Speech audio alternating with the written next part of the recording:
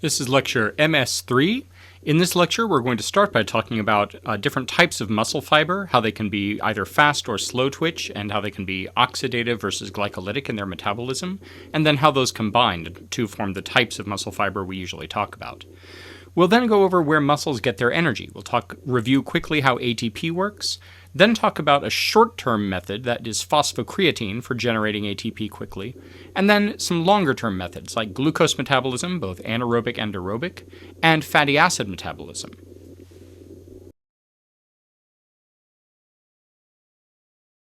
We've talked about muscle fibers, the idea that every single muscle fiber is its own cell with hundreds of nuclei.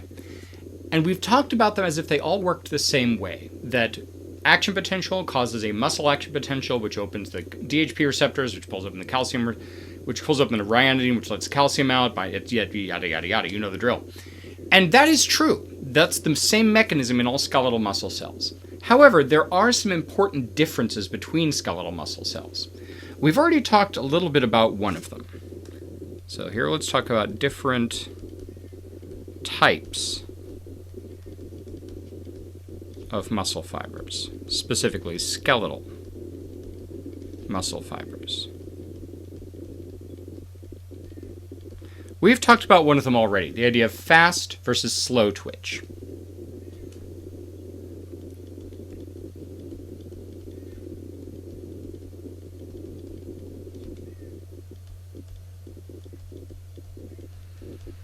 You know that fast twitch fibers have fast myosin ATPase and fast calcium pumps.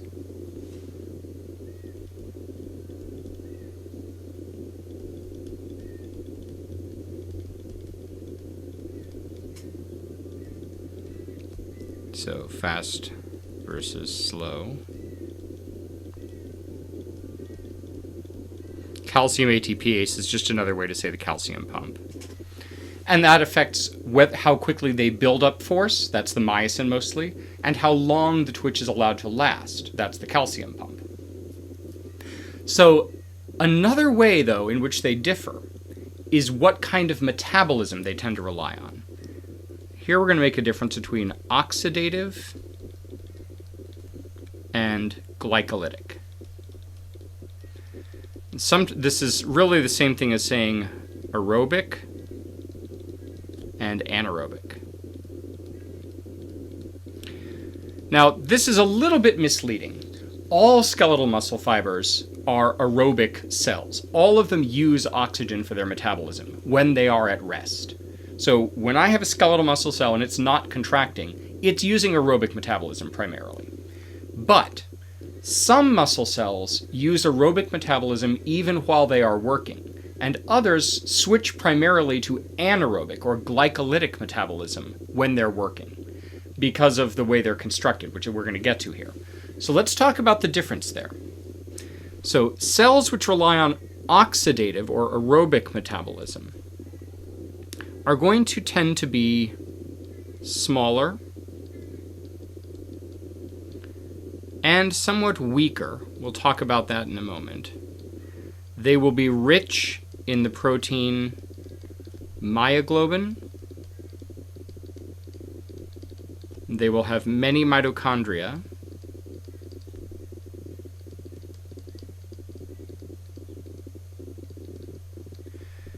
And what this also means is that they are slow to fatigue. Muscle fatigue is when a muscle fiber is no longer able to generate the force that it normally would from an action potential. Either it's weaker or it stops responding completely. Oxidative fibers are relatively slow to fatigue, and that's because oxidative metabolism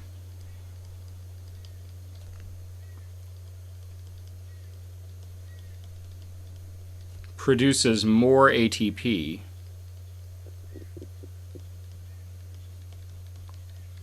from each glucose molecule. We'll talk about some specific numbers in a little bit.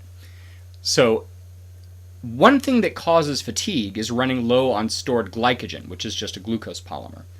Since oxidative fibers get more ATP from their glucose, they don't need to use glucose as quickly, so they tend to preserve their fuel for longer, if you want to think of it that way. Compare that to glycolytic fibers, which are larger and stronger. But on the other hand, they have less myoglobin. We'll talk about what myoglobin here is in a moment. They have fewer mitochondria.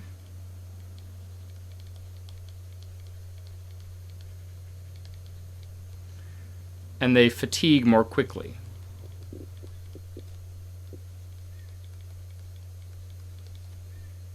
And that's because glycolytic metabolism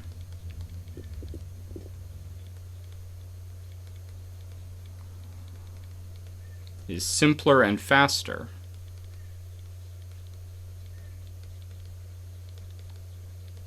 but less efficient.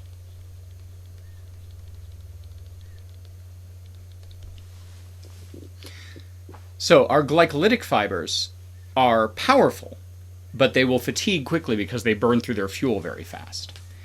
Now, let's talk about a few of these things. Myoglobin is effectively an oxygen storage and transport protein.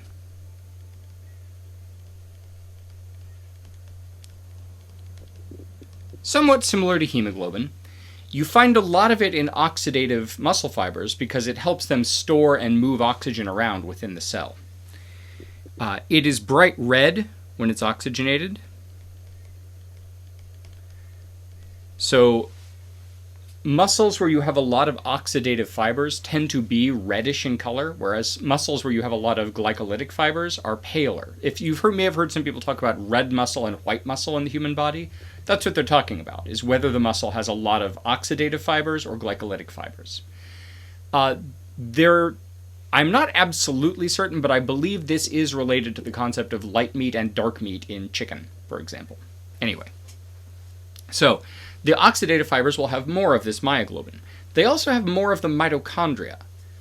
You may remember from cell biology that mitochondria are the organelles which have the right structures and enzymes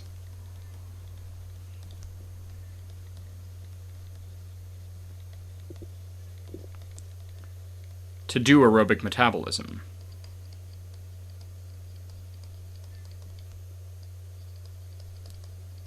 The rest of your cell does not have those enzymes. You have to have mitochondria to do aerobic metabolism. Now, the glycolytic cells don't lack mitochondria. They have some, but they don't have very many. They have enough to help to give them the aerobic metabolism they use at rest, but when they're in use and burn and needing a lot more ATP, they don't have enough mitochondria to supply it. So they switch over largely to glycolytic metabolism to provide them most of the ATP they need during use. So it makes sense that the oxidative cells would have more of those mitochondria. So that's kind of the big differences between those. Now, so we've got two ways in which these muscle cells can differ from each other: fast versus slow twitch, and oxidative versus glycolytic metabolism. So let's talk about how those interact. So if we can have slow twitch and fast twitch. That's one way in which these cells can differ. And I can have oxidative metabolism versus glycolytic.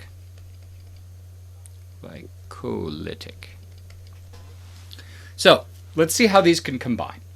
Let's imagine a fiber which is slow twitch, so it contracts and relaxes relatively slowly, can't build up force very fast, and is also oxidative. Now, we should talk for a moment about why oxidative fibers are weaker than glycolytic. Actually, let me go back to the other diagram for that. So, I want you to imagine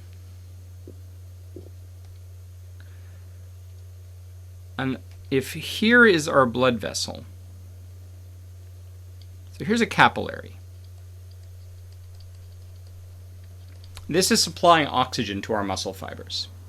So here's going to be an oxidative fiber. Now, because it's an oxidative fiber, we have to be able to have oxygen diffuse. Oxygen moves by diffusion easily through the entire fiber quickly, which means it can't be very big. Let's say that this is how far oxygen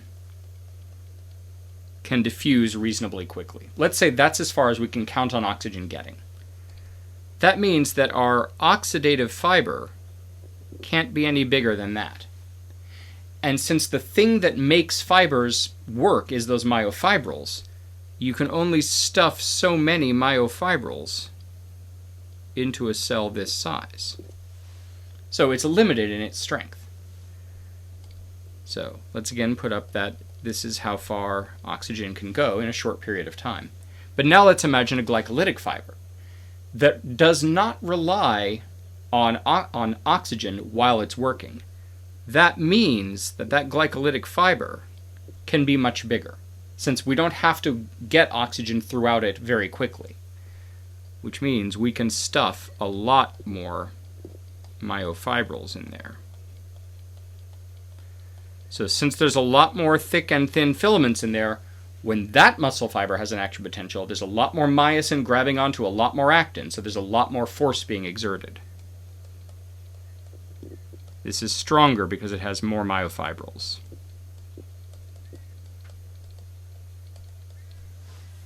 Hopefully that makes sense. Okay, back to the other diagram.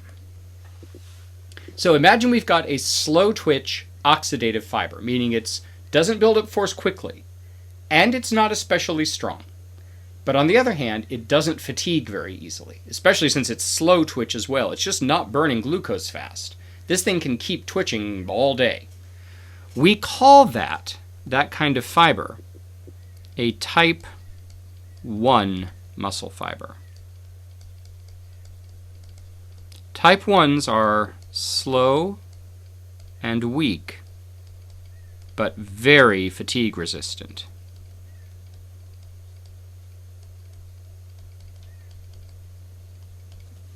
They will keep twitching for a long time. They don't get tired easily. Okay, so what if we wanted something that could build up a little more force, a little faster, but still be pretty good at resisting fatigue? Well, then what we'd want is a fast twitch oxidative fiber, which we call a type 2a muscle fiber. 2A's are fast. So since they have the fast myosin and the fast calcium pumps, they build up force quickly and they let it go quickly. So if you drive these fast, they'll build up a lot of force quickly. A muscle that has a lot of these is stronger than one with a lot of type 1s. They're kind of moderate in strength. They're a little bit bigger than type 1s. They're still relatively small because they are at least partially oxidative. So they're weak to moderate in strength. And they are still fairly fatigue resistant. They'll burn their glucose a little faster because they're fast twitch, but they are using oxidative metabolism, which means they get a lot of ATP from their glucose. So they are relatively fatigue resistant. Okay. What the heck was that? Anyway.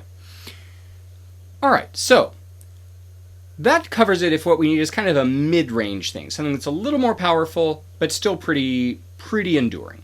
But what if we need something really strong? What if we need just force, as much force as possible, as quickly as possible? In that case, what we need is a fast-twitch glycolytic fiber, one that's going to be very large, very powerful, and yeah, it's going to burn through its fuel really fast, but that's okay. What we need right now is power. So that we call a type 2X fiber. I used to hear these called 2Bs, and then they seem to have changed it, and this is even already in flux, so you may see these called different things elsewhere. But type 2X fibers are fast and very powerful, but they fatigue quickly.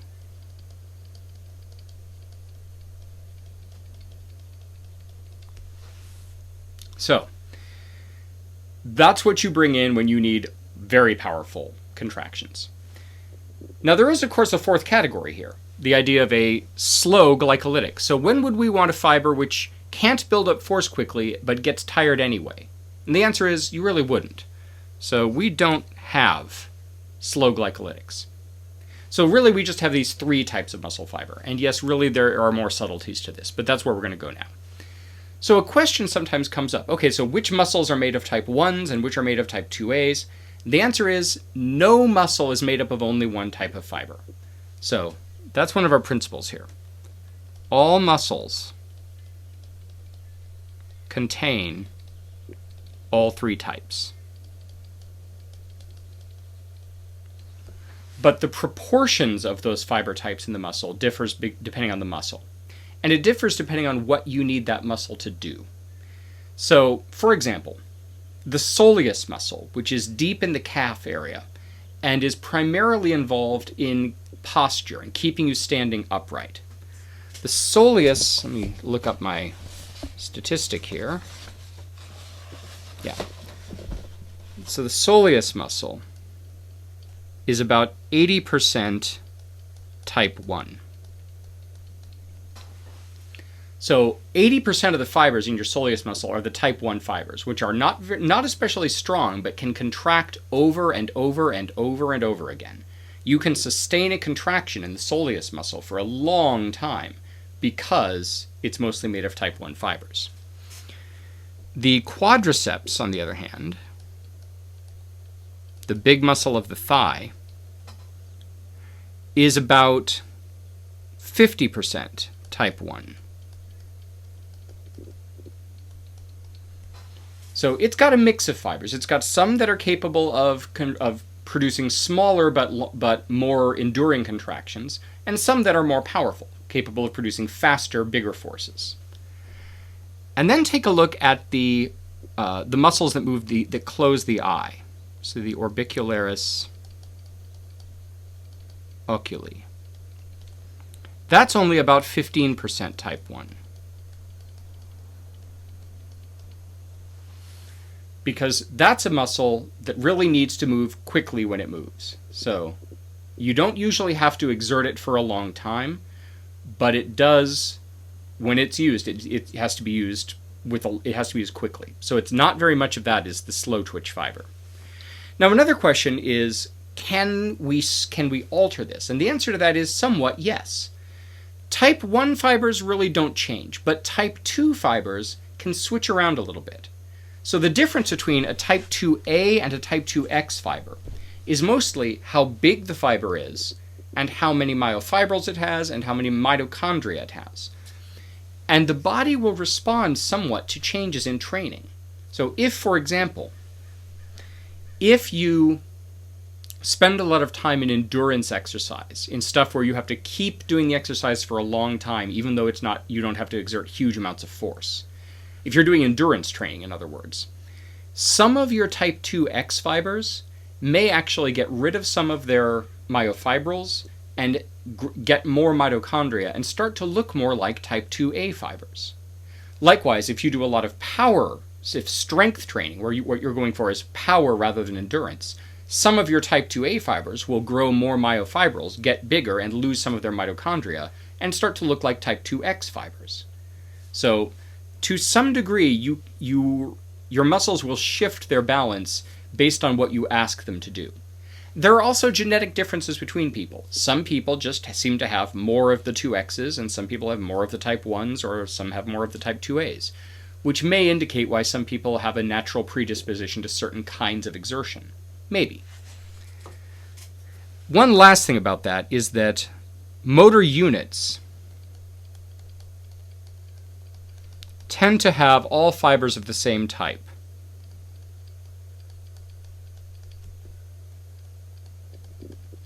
So one given motor neuron will control a group of type 1 fibers, or a group of type 2As, or a group of type 2Xs. But they don't seem to mix very much. And your body knows the difference. It knows which motor neurons go to the type 1s, 2As, and 2Xs.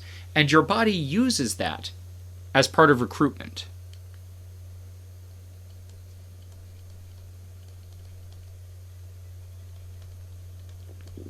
So when you start exerting a muscle, say I decide I want to lift a weight up, when I start, I bring in the type 1 motor neurons first, the ones controlling the type 1 motor units, which are the weakest but most efficient muscle fibers. If that's enough to provide the speed and power that I need, if this isn't a very heavy thing and I'm not having to move it quickly, that's what I'll use. I'll do asynchronous recruitment among the type 1 muscle fibers, which means I'll be able to do this contraction. It may not be fast, but it'll be efficient. I won't need a lot of energy to do it.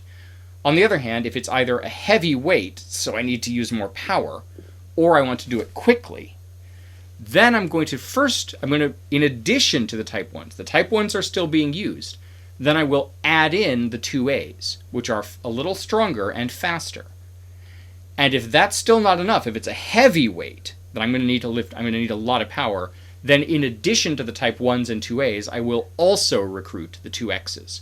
But they're always the last ones to add. I only bring those in if I need that kind of power, because remember, they're very inefficient. Now, one last thing. One more thing here. Let's say I am lifting that heavy weight and holding it up. Now, what happens if I've been exerting a muscle for a long time and it starts to get tired?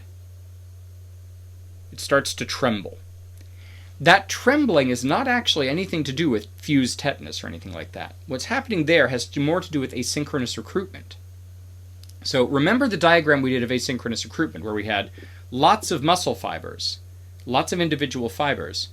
So we had one and then another one and then another and another and another out of sync, and the force they produced was sustained and steady. Well, now imagine that we're doing that with lots of muscle fibers here in this muscle, and now the type 2Xs start to fatigue. So when the body calls on them, they don't twitch. So now in my pattern, I've got a bunch of muscle fibers that should be helping and then one that's missing. So my force is sustained and then has a little dropout when that one would have been doing the job. So what I get is and then several of them fatigue. And as they drop out of the pattern, the muscle is having trouble maintaining that force. And as more and more of them fatigue, eventually I won't be able to do it. So that's why that trembling happens, which is kind of interesting in my opinion. All right, so that's the different kinds of muscle fibers. Now, we've talked now about this idea of oxidative and glycolytic metabolism, and we've waved our hands and said one of them's more efficient than the other. But now it's time to get down into both the nitty and the gritty of muscle metabolism. We need to talk about where these muscle cells get this ATP that they're using. Because the funny thing is, they don't actually store very much. So when they start burning their ATP, how are they going to get more? That's our next topic.